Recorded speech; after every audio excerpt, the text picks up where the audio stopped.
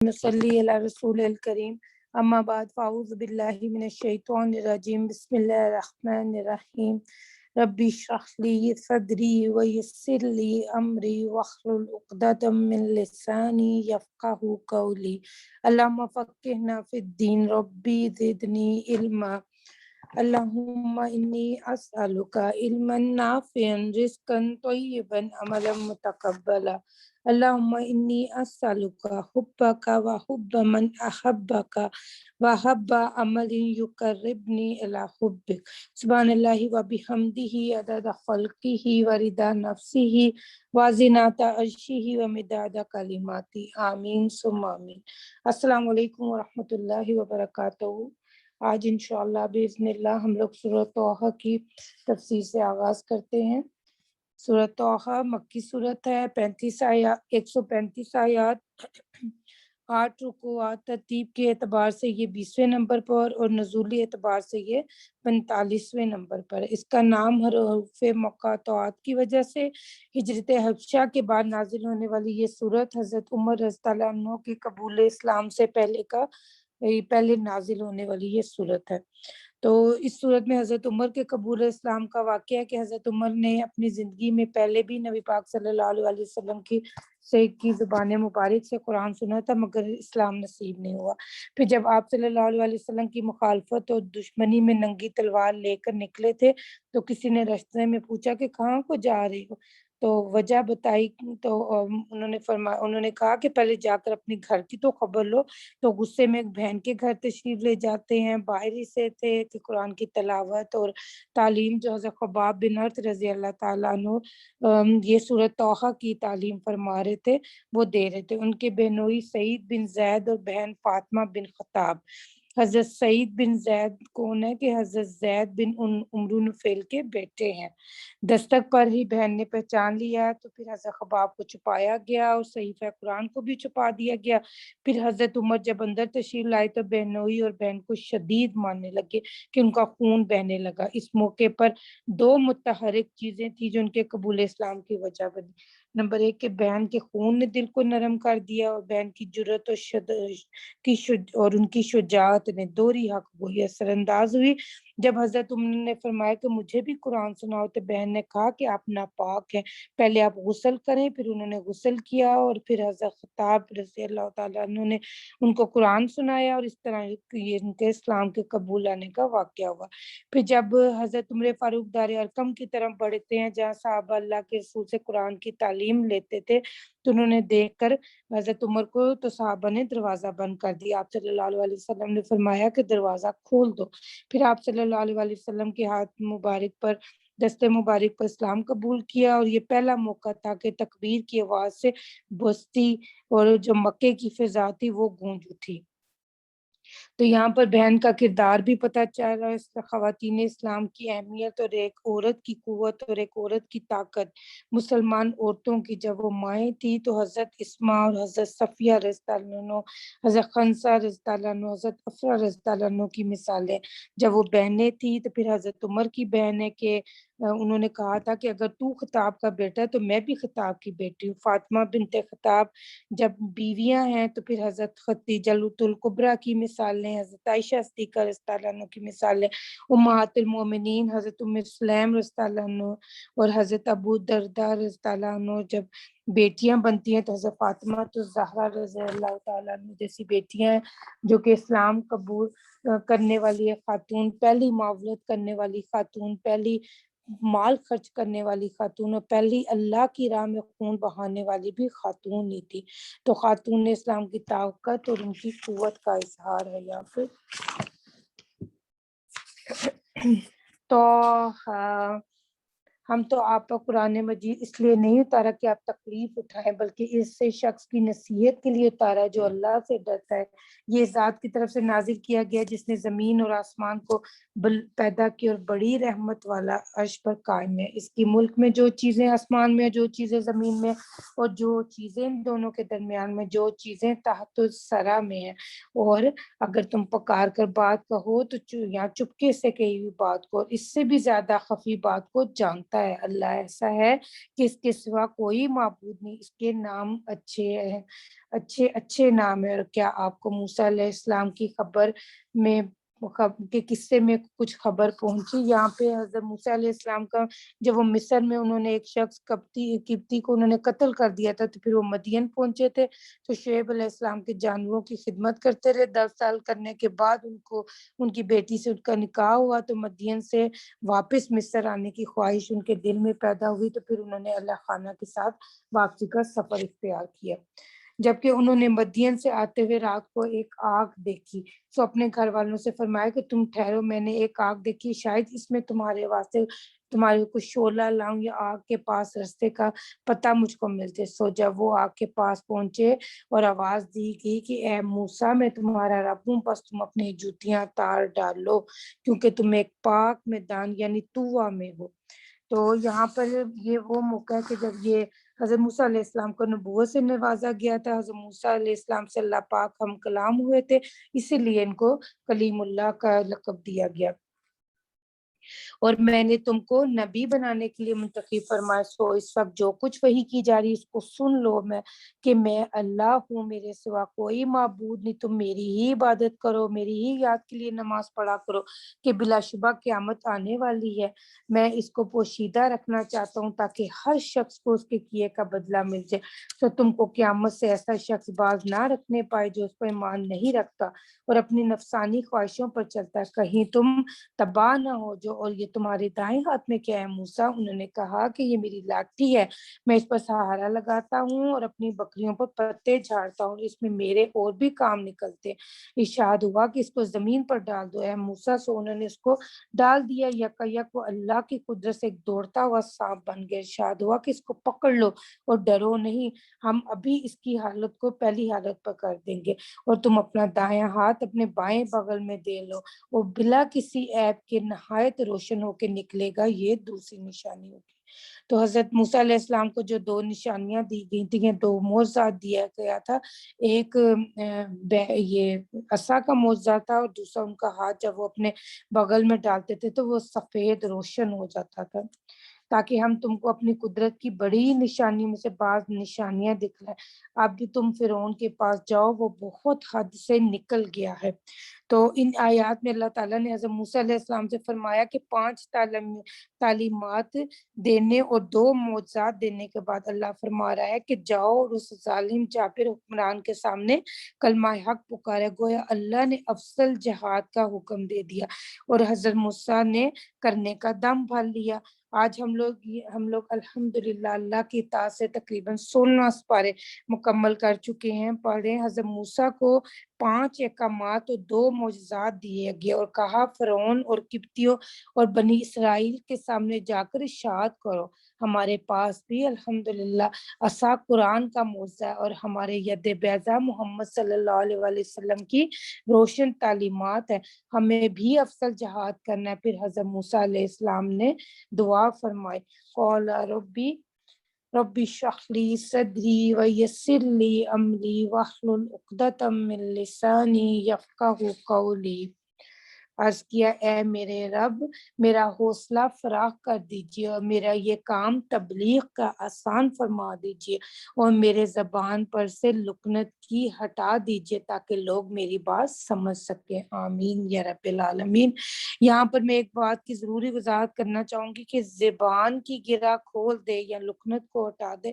اس کا بعض لوگ اس آیت کو غلط مطلب سمجھتے ہیں، کہ وہ سمجھتے کہ حضرت موسیٰ علیہ السلام نے دعا کی تھی کہ میری لکنت جاتے رہے، جبکہ اس کے پیچھے قصہ بیان کرتے ہیں کہ جب چھوٹے تھے تو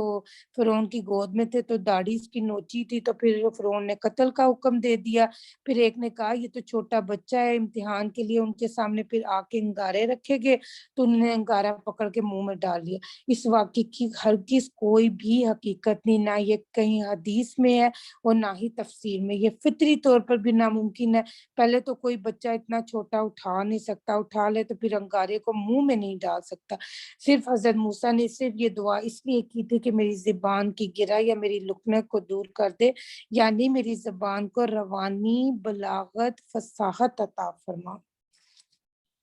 اور میرے واسطے میرے کنبے میں سے ایک معاون مقرر کر دیجئے، یعنی ہارون علیہ السلام کو میرے بھائی ہیں، ان کے ذریعے سے میری قوت کو مستحکم کر دیجئے اور ان کو میرے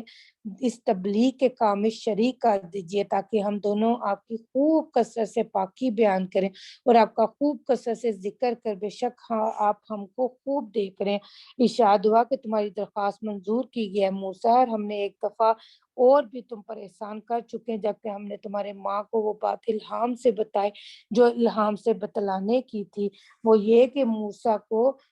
ایک صندوق میں رکھو، پھر ان کو دریا میں ڈال دو، پھر ان کو دریا کے کنارے تک لے آئے کہ آخر ان کو ایک شخص نے پکڑ لے گا جو میرا بھی دشمن ہے ان کا بھی دشمن ہے، اور میں نے تمہارے اوپر اپنی طرف سے ایک اثر محبت ڈال دیا تاکہ تم میری نگرانی میں پرورش پاؤ۔ یہ قصہ اس وقت ہے کہ جب تمہاری بہن چلتی ہوئی آئی، پھر کہنے لگی کیا تم لوگوں کو ایسے شخص کا پتہ دوں جو اس کو اچھی طرح پالے رکھے، پھر اس تدبیر سے ہم نے تم کو تمہاری ماں کے پاس پھر پہنچا دی تاکہ ان کی آنکھیں ٹھنڈی ہوں اور ان کو غم نہ رہے، اور تم نے غلطی سے ایک شخص قبطی کو جان سے مار ڈالا، پھر ہم نے تم کو اس غم سے نجات دی اور ہم نے تم کو خوب خوب محنتوں میں ڈالا، پھر مدین پہنچے اور مدین والوں میں کئی سال رہے، پھر ایک خاص وقت پر تم یہاں آئے ہیں موسیٰ علیہ السلام، اور یہاں آنے پر میں نے تم کو اپنے لیے منتخب کیا، سو اب تم اور تمہارے بھائی دونوں میری نشانی یعنی میرے معجزات لے کر جاؤ اور میری یادگاری میں سستی مت کرنا، دونوں فرعون کے پاس جاؤ، اور وہ بہت نکل چلا، پھر اس سے نرمی کے ساتھ بات کرنا، شاید وہ نصیحت قبول کر لے یا عذاب الہی سے ڈر جائے۔ دونوں نے عرض کیا کہ اے ہمارے پروردگار، ہم کو یہ اندیشہ ہے کہ کہیں وہ ہم پر زیادتی نہ کر بیٹھے یا یہ کہ زیادہ شرارت نہ کرنے لگے۔ ارشاد ہوا کہ تم اندیشہ نہ کرو، کیونکہ میں تم دونوں کے ساتھ سب سنتا ہوں، سب دیکھتا ہوں، سو تم اس کے پاس جاؤ، اس سے کہو کہ ہم دونوں تیرے پروردگار کے فرستادے ہیں کہ ہم کو نبی بنا کر بھیجا، سو بنی اسرائیل کو ہمارے ساتھ جانے دے اور ان کی تکلیفیں مت پہنچا، تیرے پاس تیرے رب کی طرف سے اپنی نبوت کا نشان یعنی معجزہ بھی لائے، اور ایسے شخص کے لیے سلامتی ہے جو سیدھی راہ پر چلے۔ ہمارے پاس یہ حکم پہنچا ہے کہ اللہ کا عذاب اس شخص پر ہوگا جو حق کو جھٹلائے اور اس سے روگردانی کرے۔ وہ کہنے لگا پھر یہ بتلاؤ کہ تم دونوں کا رب کون ہے موسیٰ؟ موسیٰ نے کہا ہمارا رب سب کا رب وہ ہے جس نے ہر چیز کو اس کی مناسب بناوٹ عطا فرمائی، پھر رہنمائی فرمائی۔ فرعون نے کہا اچھا تو پہلے لوگوں کا کیا حال ہوا؟ موسیٰ نے فرمایا ان لوگوں کا علم میرے پروردگار کے پاس دفتر میں محفوظ ہے، میرا رب نہ غلطی کرتا اور نہ ہی بھولتا ہے، وہ رب ایسا ہے جس نے تم لوگوں کے لیے زمین کو فرش بنایا اور اس زمین میں تمہارے چلنے کے واسطے راستے بنائے اور آسمان سے پانی برسایا، پھر ہم نے اس پانی کے ذریعے سے اقسام مختلف کے نباتات پیدا کیے، خود بھی کھاؤ اور اپنے مواشیوں کو بھی چراؤ، ان سب چیزوں میں اہل عقل کے واسطے نشانی، اور ہم نے تم کو اس زمین سے پیدا کیا اور اسی میں ہم نے تم کو موت کے بعد لے جائیں گے، اور قیامت کے روز پھر دوبارہ ہم اسی سے تم کو نکالیں گے، اور ہم نے اس کو اپنی وہ سب ہی نشانیاں دکھلائیں، سو وہ جھٹلایا ہی کیا اور انکار ہی کرتا رہا، کہنے لگا اے موسیٰ تم ہمارے پاس اس واسطے آئے کہ ہم کو ہمارے ملک سے اپنے جادو کے زور سے نکال باہر کر دو، سو اب ہم بھی تمہارے مقابلے میں ایسا ہی جادو لاتے ہیں، تو ہمارے اور اپنے درمیان ایک وعدہ مقرر کر لو جس کو ہم نہ خلاف کریں گے نہ تم خلاف کرو کسی ہموار میدان میں۔ موسیٰ نے فرمایا تمہارے وعدے کا وقت وہ دن ہے جس میں تمہارا میلہ ہوتا ہے اور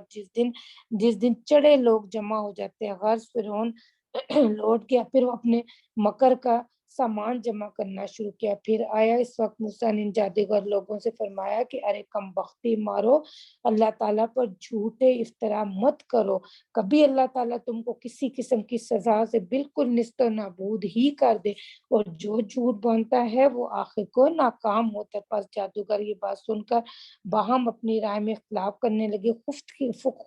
وہ خفیہ گفتگو کرتے رہے، آخر کا سب متفق ہو کر کہنے لگے کہ بے شک یہ دونوں جادوگر، ان کا مطلب یہ کہ اپنے جادو کے زور سے تم کو تمہاری سرزمین سے نکال باہر کریں اور تمہارے عمدہ طریقہ کا دفتر ہی اٹھا دیں، سو اب تم مل کر اپنی تدبیر کا انتظام کرو۔ اور صفے آراستہ کر کے آؤ اور آج وہی کامیاب ہے جو غالب ہو۔ پھر انہوں نے کہا اے موسیٰ آپ اپنا عصا پہلے ڈالیں گے یا ہم پہلے ڈالنے والے بنے؟ آپ نے فرمایا نہیں تم ہی پہلے ڈالو۔ پس یک یک ان کی رسیاں اور لاٹھیاں ان کی نظر بندی سے موسیٰ کے خیال میں ایسے معلوم ہونے لگی جیسے سانپ کی طرح چلتی دوڑتی تھی۔ سو موسیٰ کے دل میں تھوڑا سا خوف ہوا، ہم نے کہا کہ نہیں ڈرو، تم ہی غالب رہو گے۔ اور اس کی صورت یہ کہ یہ تمہارے دائیں ہاتھ میں جو عصا اس کو ڈال دو، ان لوگوں نے جو کچھ سانگ بنایا یہ عصا سب کو نکل جائے گا۔ یہ جو کچھ بنایا جادوگروں کا سانگ ہے، جادوگر کہیں جاوے کامیاب نہیں ہوتے۔ سو جادوگر سجدے میں گر گئے، کہا ہم تو ایمان لائے موسیٰ اور ہارون کے پروردگار پر۔ پھر انہوں نے کہا کہ بدون اس کے کہ میں تم کو اجازت دوں تم موسیٰ پر ایمان لے آؤ، واقعی وہ سحر میں تمہارے بھی بڑے ہیں کہ انہوں نے تم کو ہی سحر سکھلایا۔ سو میں تم سب کے ہاتھ پاؤں کٹواتا ہوں، ایک طرف کا ہاتھ اور ایک طرف کا پاؤں تم سب کو کھجوروں کے درخت پر ٹنگواتا ہوں، اور یہ بھی تم کو معلوم ہوا جاتا ہے کہ ہم دونوں میں یعنی مجھ میں اور رب موسیٰ میں کس کا عذاب زیادہ سخت و دیر پار۔ ان لوگوں نے ساتھ جواب دے کہ ہم تجھ کو کبھی ترجیح نہ دیں گے بامقابلہ ان دلائل کے جو ہم کو ملے، بامقابلہ ذات کے جس نے ہم کو پیدا کیا، اور تجھ کو جو کرنا ہے دل کھول کر کر ڈال۔ تو بجز اس کے کہ دنیاوی زندگی میں کچھ کر لے اور کر ہی کیا سکتا ہے،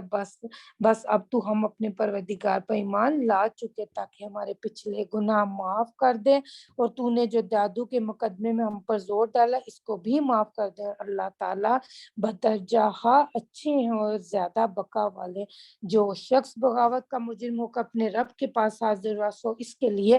دوزخ مقرر ہے، اس میں نہ مرے گا نہ جیے گا۔ جو شخص رب کے پاس مومن ہو کر حاضر ہوگا اور جس نے بھی نیک کام کیے سو ایسوں کے لیے بڑے اونچے درجے، یعنی ہمیشہ رہنے کے باغات جن کے نیچے نہریں جاری ہوں گے، ان میں ہمیشہ ہمیشہ کو رہیں گے۔ اور جو شخص پاک ہو اس کا یہی انعام ہے۔ اور ہم نے موسیٰ کے پاس وہی بھیجی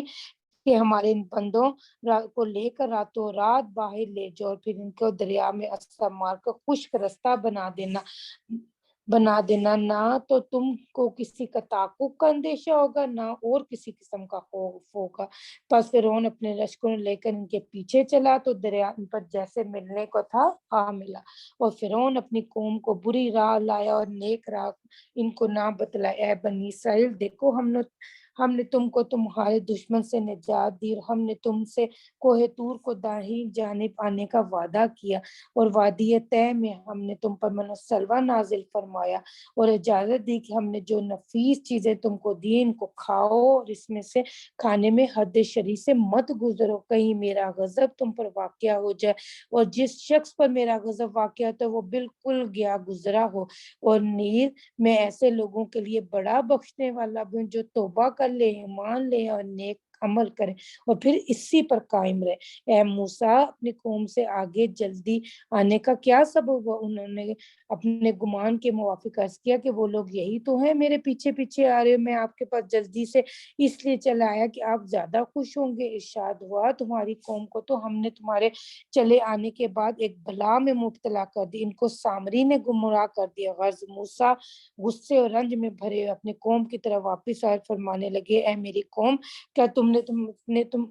کیا تم سے تمہارے رب نے ایک اچھا وعدہ نہیں کیا تھا؟ کیا تم پر زیادہ زمانہ گزر گیا تھا؟ یا تم کو یہ منظور ہوا کہ تمہارے رب کا غضب واقع اس لیے تم نے مجھ سے وعدہ کیا تھا اس کے خلاف کیا؟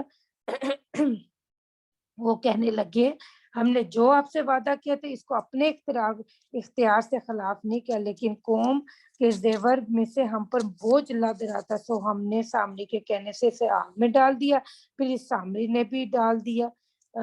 یہاں پر یہ جب ہجرت کا حکم ہوا تھا تو خواتین جو تھی وہ اپنے زیورات بھی اپنے ساتھ لے آئی تھی۔ تو سائیکی تو ہر دور میں رہا، جسے عورتوں کی ہمیشہ سے ہی کمزوری زیور وغیرہ رہی ہے، تو پھر جب انہوں نے زیورات صحرا میں لے آئے تو وہاں پہ تو ان کو پہننے کی بالکل ضرورت محسوس نہیں ہوئی، انہوں نے زیورات صحرا میں پھینک دیے، سامری نے اٹھا لیے۔ سامری نے حضرت موسیٰ علیہ السلام کا جو کہ دینی اور سیاسی حریف تھا، وہ سنار بھی تھا، تو اس نے سارا سمت جمع کر کے ڈالا اور پھر اس کو بچڑے کی صورت بنا دیا، اور اس کا منہ موزانہ طور پر ایسا بنا دیا کہ جب ہوا گزرتی تھی تو اس میں سے سیٹی کی آواز آتی تھی۔ تو وہ بت بھی، وہ جو تھا وہ بچڑا ان کے لیے بت بھی تھا اور ان کے لیے کرشمہ بھی تھا اور بچڑا بھی تھا، تو انہوں نے اس کو پوجنا شروع کر دیا۔ پھر اس سامری نے ان لوگوں کے لیے ایک بچڑا بنا کر ظاہر کیا کہ وہ ایک قالب تھا جس میں ایک بے معنی آواز تھی۔ سو وہ احمق لوگ ایک دوسرے سے کہنے لگے کہ تمہارا اور موسیٰ کا معبود تو یہ ہے۔ موسیٰ تو بھول گئے، کیا وہ لوگ اتنا بھی نہیں دیکھتے تھے کہ وہ نہ تو ان کو کسی بات کا جواب دے سکتا ہے، نہ ان کے کسی ضرر یا نفع پر قدرت رکھتا ہے۔ ان لوگوں سے ہارون نے موسیٰ علیہ السلام کے لوٹنے سے پہلے بھی کہا تھا کہ اے میری قوم، تم اس گسالہ کے سبب گمراہی میں پھنس گئی اور تمہارا رب حقیقی رحمان ہے، سو تم میری راہ پر چلو اور میرا کام۔ انہوں نے جواب دے کہ ہم تو جب تک موسیٰ ہمارے پاس واپس ہو کر نہ آئے اسی کی عبادت پر برابر جمے بیٹھے رہیں گے۔ موسیٰ نے کہا ہارون، جب تم نے ان کو دیکھا تھا یہ بالکل گمراہ ہو گئے، تو اس وقت تم کو میرے پاس چلے آنے سے کون سا امر مانے ہوا تھا؟ سو کیا تم نے میرے کہنے کے خلاف کیا؟ ہارون نے کہا اے میری ماں جائے تو میری داڑھی مت پکڑو اور نہ ہی سر کے بال پکڑو، مجھ کو یہ اندیشہ ہوا کہ تم کہنے لگو کہ تم نے بنی اسرائیل کے درمیان تفریق ڈال دی، تم نے میری بات کا پاس نہ کیا۔ پھر سامری کی طرف متوجہ، اس نے کہا اے سامری تیرا کیا معاملہ؟ اس نے کہا مجھ کو ایسی چیز نظر آتی ہے جو اوروں کو نظر نہ آتی تھی۔ پہل میں نے اس الہی کی سواری کے نقش قدم سے ایک مٹھی بھر خاک اٹھا لی تھی، سو میں نے وہ مٹھی اس قالب کے اندر ڈال دی اور میرے جی کو یہی بات پسند آئی۔ آپ نے فرمایا تو بس تیرے لیے اس دنیاوی زندگی میں یہی سزا ہے کہ تو یوں کہتا پھرے گا کہ مجھ کو کوئی ہاتھ نہ لگانا،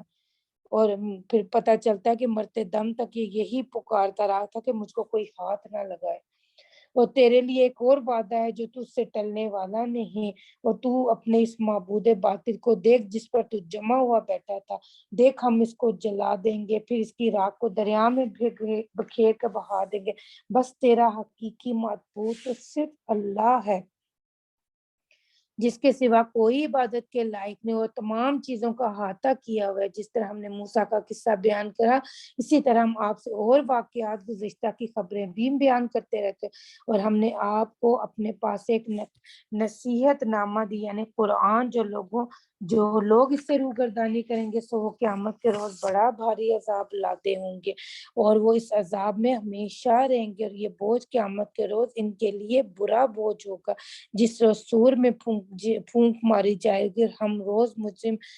ہم اس روز مجرم لوگوں کو اس حالت میں جمع کریں گے کہ آنکھوں سے کرنجے ہوں گے، چپ کے آپس میں باتیں کرتے ہوں گے کہ تم لوگ قبروں میں صرف داسرس رہے ہوگے۔ جس مدت کی نسبت وہ بات چیت کریں گے اس کو ہم خوب جانتے ہیں کہ وہ کس قدر، جبکہ ان سب میں کا زیادہ صاحب الرائے یوں کہتا ہو کہ نہیں تم ایک ہی روز قبر میں رہے ہو، اور وہ لوگ آپ سے پہاڑوں کی نسبت پوچھتے ہیں کہ قیامت میں ان کا کیا حال ہوگا، سو آپ فرما دیجئے کہ میرا رب ان کو بالکل اڑا دے گا، پھر زمین کو ایک میدان ہموار کر دے گا کہ جس میں تو نہ ہمواری دیکھا نہ کوئی بلندی دیکھے گا۔ اس روز سب کے سب بلانے والے کے کہنے پر بولیں گے، ان کے سامنے کوئی ٹیڑھا پن نہ رہے گا اور تمام آوازیں اللہ کے سامنے دب جائیں گی، سو تو بجز پاؤں کی آہٹ کے اور کچھ نہ سنے گا۔ اس روز کسی کی کوئی سفارش نفع نہ دے گی مگر ایسے شخص کی جس کے واسطے اللہ تعالیٰ نے اجازت دے دی اور اس شخص کے واسطے بولنا پسند کر لیا، اور وہ اللہ تعالیٰ ان سب کے اگلے پچھلے احوال کو جانتا، اس کو ان کا علم احاطہ نہیں کر سکتا۔ اس روز تمام چہرے اس حی قیوم کے سامنے جھکے ہوئے ہوں گے۔ تو یہاں پہ یہ اسم اعظم ہے الحی القیوم۔ آپ صلی اللہ علیہ وسلم نے فرمایا تھا کہ اسم اعظم کو 3 آیتوں میں تلاش کرو، سورۃ آل عمران میں، آیت الکرسی میں اور سورۃ طٰہٰ میں، اس جگہ پہ الحی القیوم کا ذکر ہے۔ اور ایسا شخص تو ناکام رہے گا جو ظلم و شرک لے کر آیا ہوگا، جس نے نیک کام کیے ہوں گے اور وہ ایمان بھی رکھتا ہوگا، سو اس کو نہ کسی زیادتی کا اندیشہ ہوگا نہ کمی کا، اور ہم نے اسی طرح اس کو عربی قرآن کر کے نازل کیا، اور اس میں ہم نے طرح طرح سے وعید بیان کی تاکہ وہ سننے والے لوگ ڈر جائیں، یا یہ قرآن ان کے لیے کس قدر سمجھ کر دے۔ سو اللہ تعالیٰ جو بادشاہ حقیقی بڑا عالی شان ہے، قرآن پڑھنے میں قبل اس کے کہ آپ پر اس کی وحی پوری نہ ہو چکے اجلت نہ کیا کیجیے، اور آپ یہ دعا کیجیے کہ اے میرے رب میرے علم میں کو بڑھا دے۔ ربی زدنی علما، یہ بھی قرآنی اور مسنون دعا ہے، اس کو ضرور اپنے نمازوں میں اور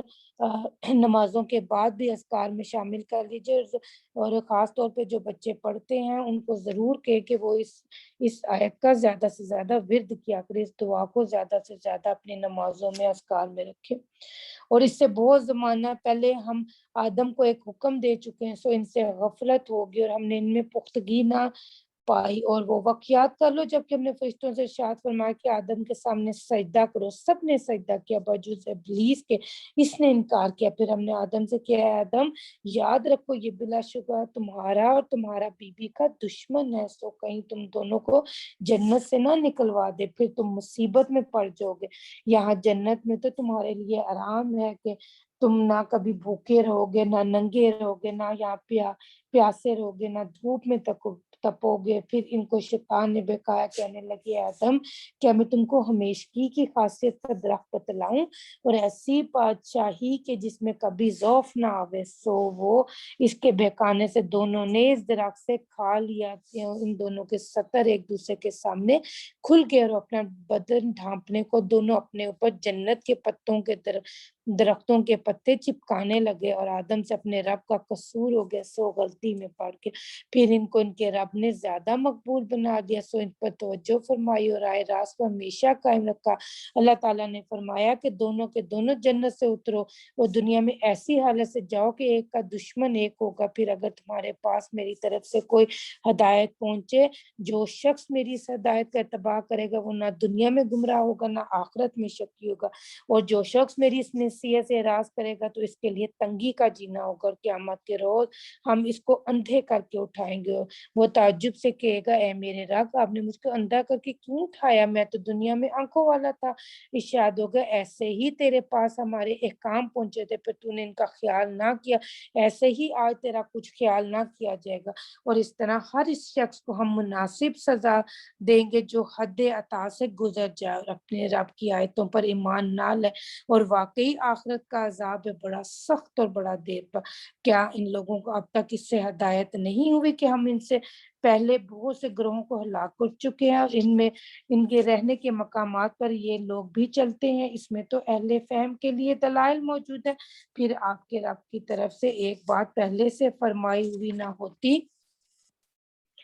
تو ایک میعاد مدت ہوتی تو عذاب لازمی طور پر ہوتا، سو آپ ان کی باتوں پر صبر کیجیے اور اپنی رب کے ساتھ حمد کے ساتھ اس کی تسبیح کیجیے، اور آفتاب نکلنے سے پہلے اور اس کے غروب سے پہلے اور اوقات شب میں بھی تسبیح کیا کیجیے، مثلا نماز مغرب و عشاء اور دن کے اول و آخر میں، تاکہ آپ کو جو ثواب ملے آپ اس سے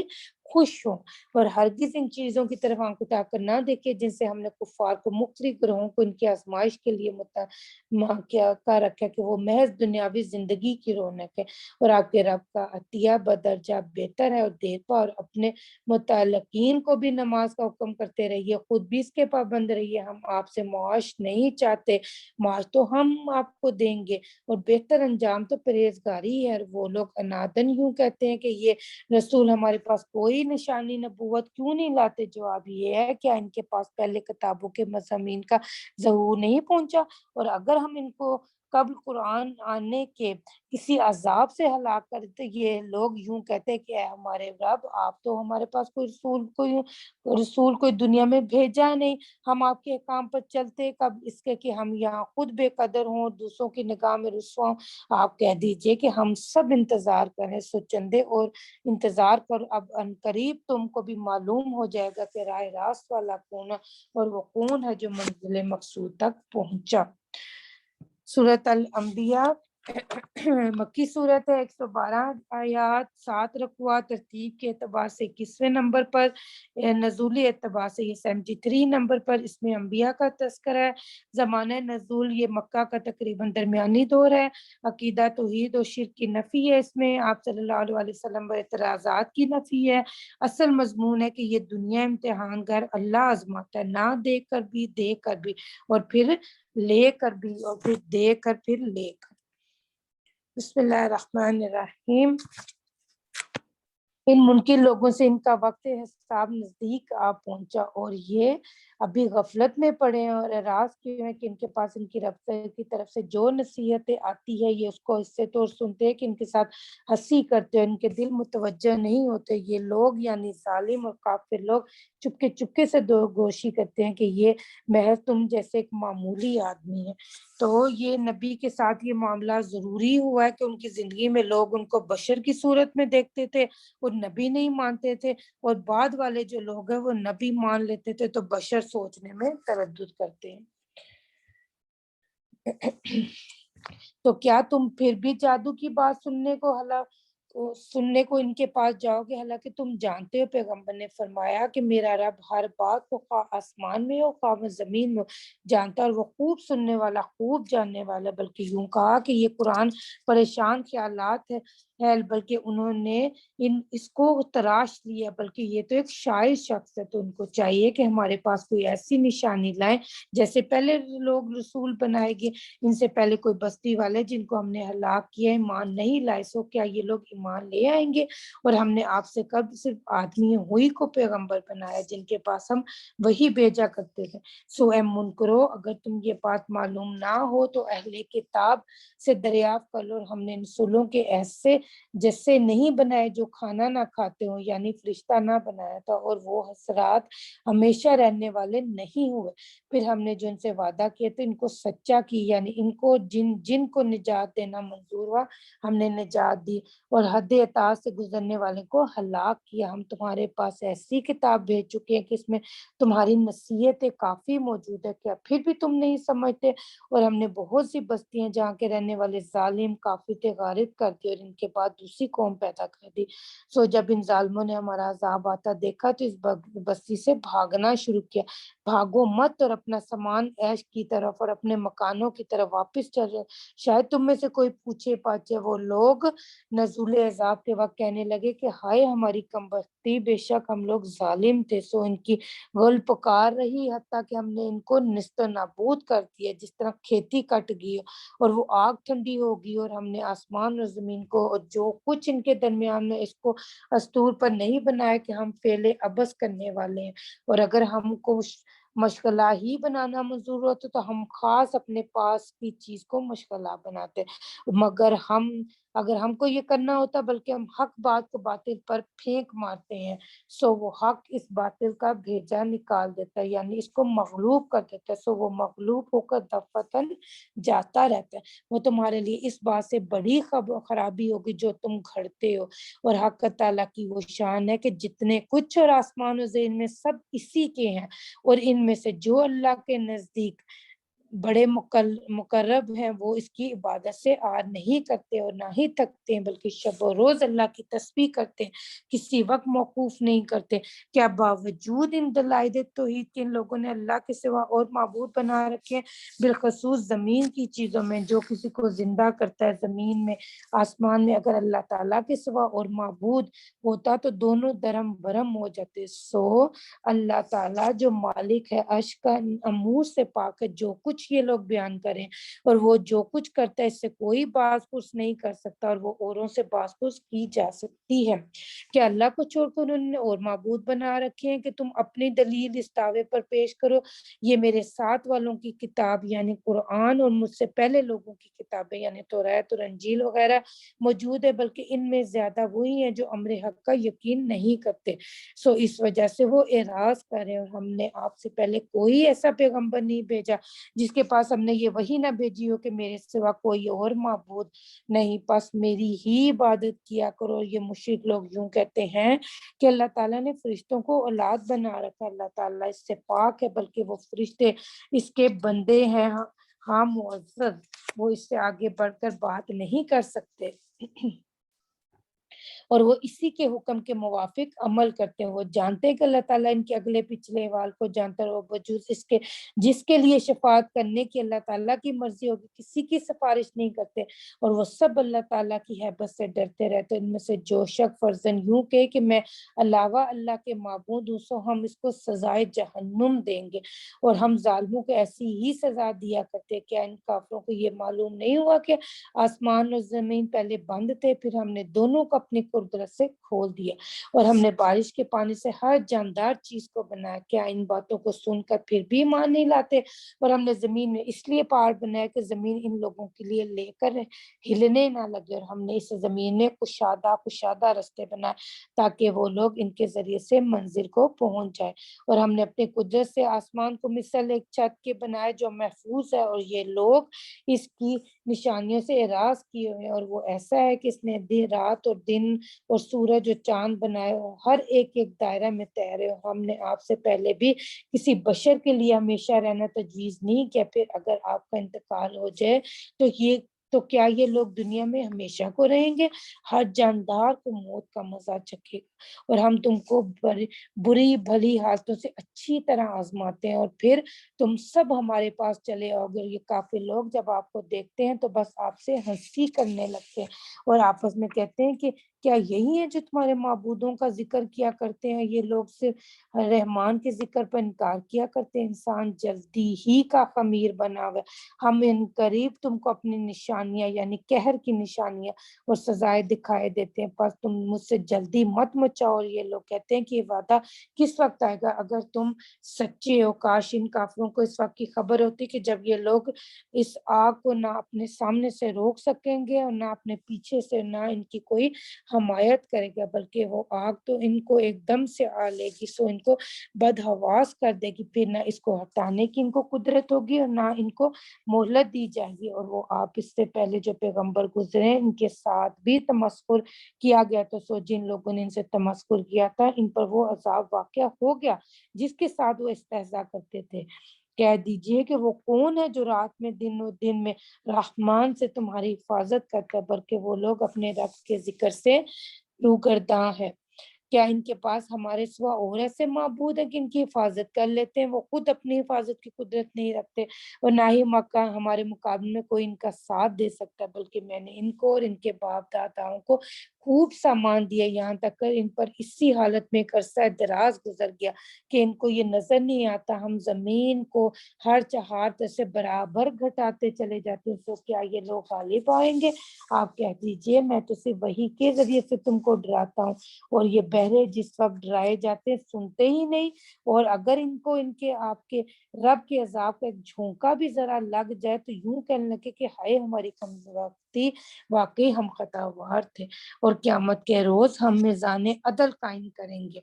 سو کسی پر اصلاً ظلم نہ ہوگا۔ اگر کوئی کسی کا کوئی امر رائی کے دانے کے برابر ہو تو ہم اس کو وہاں حاضر کر دیں گے، اور ہم حساب لینے کے لیے کافی ہیں۔ اور ہم نے آپ سے کل موسیٰ علیہ السلام اور ہارون علیہ السلام کو ایک فیصلے کی اور روشنی کی اور متقیوں کے لیے نصیحت کی چیز یعنی توریت عطا فرمائی۔ جو متقی اپنے رب سے بن دیکھے ڈرتے ہیں اور وہ لوگ قیامت سے بھی ڈرتے ہیں، اور یہ قرآن بھی ایک کثیر الفائدہ نصیحت ہے جس کو ہم نے نازل کیا، تو کیا پھر بھی تم اس کے منکر ہو؟ اور ہم نے اس سے پہلے ابراہیم کو ان کی خوش فہمی عطا فرمائی، ہم ان کو خوب جانتے ہیں، جبکہ انہوں نے اپنے باپ سے اور اپنے برادری سے فرمایا کہ یہ کیا مورتیاں جن کی تم عبادت پر جمے بیٹھے؟ وہ لوگ جواب میں کہنے لگے کہ ہم نے اپنے بڑوں کو ان کی عبادت کرتے ہوئے دیکھا ہے۔ ابراہیم نے کہا کہ بے شک تم اور تمہارے باپ دادا صریحاً غلطی میں۔ وہ لوگ کہنے لگے کیا تم سچی بات ہمارے سامنے پیش کر رہے ہو یا دل لگی کر رہے ہو؟ ابراہیم علیہ السلام نے فرمایا کہ نہیں، بلکہ تمہارا رب جو حقیقی لائق عبادت ہے وہ ہے جو تمام آسمان اور زمین کا رب ہے، جس نے ان سب کو پیدا کیا، اور میں اس دعوے پر دلیل بھی رکھتا ہوں، اور اللہ کی قسم میں تمہارے ان بتوں کی گت بناؤں گا کہ جب تم ان کے پاس سے چلے جاؤ گے تو ان کے چلے جانے کے بعد انہوں نے ان بتوں کو تتر بتر وغیرہ سے ٹکڑے ٹکڑے کر دیا، باوجود ان کے ایک بڑے بت کے کہ شاید وہ لوگ ابراہیم علیہ السلام کے دریافت کرنے کے لیے رجوع کریں۔ کہنے لگے یہ ہمارے بتوں کے ساتھ کس نے کیا؟ اس میں کوئی شک نہیں کہ اس نے بڑا ہی غضب کیا۔ بعضوں نے کہا کہ ہم نے ایک نوجوان آدمی کو جس کو ابراہیم کہہ کر پکارا جاتا ہے ان بتوں کا برائی سے تذکرہ کرتے سنا۔ پھر وہ لوگ بولے کہ جب یہ بات ہے تو اچھا اس کو سب آدمیوں کے سامنے حاضر کرو تاکہ وہ لوگ اس کے اقرار کے گواہ ہو جائیں گا۔ وہ سب کے سب روبرو آئے۔ ان لوگوں نے کہا کہ ہمارے بتوں کے ساتھ تم نے یہ حرکت کی ہے ابراہیم؟ انہوں نے کہا جواب میں فرمایا کہ نہیں، بلکہ ان کے پاس ان کے اس بڑے گرو نے کی، سو انہی سے پوچھ لو نا۔ اگر یہ بولتے ہیں اس پر وہ لوگ اپنے جی میں سوچے، پھر کہنے لگے کہ حقیقت میں تم ہی لوگ ناحق پر ہو۔ پھر شرمندگی کے مارے اپنے سروں کو جھکا لیا اور بولے اے ابراہیم تم کو یہ تو معلوم ہی ہے کہ یہ بت کچھ بولتے نہیں۔ ابراہیم نے فرمایا تو کیا اللہ کو چھوڑ کر تم ایسی چیز کی عبادت کرتے ہو جو نہ تم کو نہ کچھ نفع پہنچا سکے اور نہ ہی کچھ نقصان پہنچا سکے؟ تف ہے تم پر اور ان پر جن کو تم اللہ کے سوا پوچھتے ہو، کیا تم نہیں سمجھتے؟ وہ لوگ کہنے لگے ان کو آگ میں جلاؤ اور اپنے معبودوں کا ان سے بدلہ لو، اگر تم کو کچھ کرنا ہے تو ہم نے آگ کو حکم دیا کہ اے آگ تو ٹھنڈی اور بے گزند ہو جائے ابراہیم کے حق میں۔ ان لوگوں نے ان کے ساتھ برائی کرنا چاہی تھی، سو ہم نے ہی لوگوں کو ناکام کر دیا، اور ہم نے ابراہیم علیہ السلام کو اور لوط علیہ السلام کو ایسے ملک کی طرف بھیج کر بچا لیا جس میں ہم نے دنیا جہاں والوں کے واسطے خیر و برکت رکھی ہے۔ اور ہجرت کے بعد ہم نے اسحاق کو بیٹا اور یعقوب پوتا عطا فرمایا، اور ہم نے ان سب کو اعلیٰ درجے کا نیک کیا، اور ہم نے ان کو مقتدا بنایا کہ ہمارے حکم سے ہدایت کیا کرتے تھے، اور ہم نے ان کے پاس نیک کاموں کے کرنے کا اور نماز کی پابندی کا اور زکوٰۃ ادا کرنے کا حکم بھیجا، اور وہ ہماری خوب عبادت کیا کرتے تھے۔ اور لوط علیہ السلام کو ہم نے حکمت اور علم عطا فرمایا، اور ہم نے ان کو اس بستی سے نجات دی جس کے رہنے والے گندے گندے کام کیا کرتے تھے۔ بلا شبہ وہ لوگ بڑے بدذات بدکار تھے، اور ہم نے لوط علیہ السلام کو اپنی رحمت میں داخل کیا، بلا شبہ وہ بڑے نیکوں میں سے۔ تو نوح علیہ السلام کا تذکرہ کیجئے، جبکہ اس زمانہ ابراہیمی سے بھی پہلے انہوں نے دعا کی، سو ہم نے ان کی دعا قبول کی، اور ہم نے ان کے تابعین کو بڑی بھاری غم سے نجات دی، اور ہم نے ایسے لوگوں سے ان کا بدلہ دی جنہوں نے ہمارے حکموں کو جھوٹا بتایا۔ بلا شبہ وہ لوگ بہت برے تھے، اس لیے ہم نے ان سب کو غرق کر دیا۔ اور داؤد علیہ السلام اور سلیمان علیہ السلام کا قصہ کا تذکرہ کیجیے، جبکہ دونوں کسی کھیت کے بارے میں فیصلہ کرنے لگے، جبکہ اس کھیت میں کچھ لوگوں کی بکریاں رات کے وقت جا پڑیں، اور ہم اس فیصلے کو جو لوگوں کے متعلق ہوا تھا دیکھ رہے تھے، سو ہم نے اس فیصلے کی سمجھ سلیمان علیہ السلام کو دی، اور یوں ہم نے دونوں کو حکمت اور علم عطا فرمایا۔ اور ہم نے داؤد علیہ السلام کے ساتھ تابع کر دیا پہاڑوں کو کہ ان کی تسبیح کرتے تھے، وہ تسبیح کیا کرتے تھے، اور پرندوں کو بھی، اور کرنے والے ہم تھے، اور ہم نے ان کو ذرا بنانے کی صنعت تم لوگوں کے نفع کے واسطے سکھلائی، تاکہ وہ ذرا تم کو لڑائی میں ایک دوسرے کی زد سے بچائے، سو تم شکر کرو گے یا نہیں۔ ہم نے سلیمان علیہ السلام کی زور کی ہوا کو تابع بنا دیا تھا کہ ان کے حکم سے اس سرزمین کی طرف چلتی جس میں ہم نے برکت رکھی ہے، مراد ملک شام ہے یہاں پر، اور ہم ہر چیز کو جانتے ہیں۔ اور بعض شیطان ایسے تھے کہ سلیمان علیہ السلام کو غوطہ لگاتے تھے تاکہ موتی نکال کر دیں، اور وہ کام بھی کرتے، اس کے علاوہ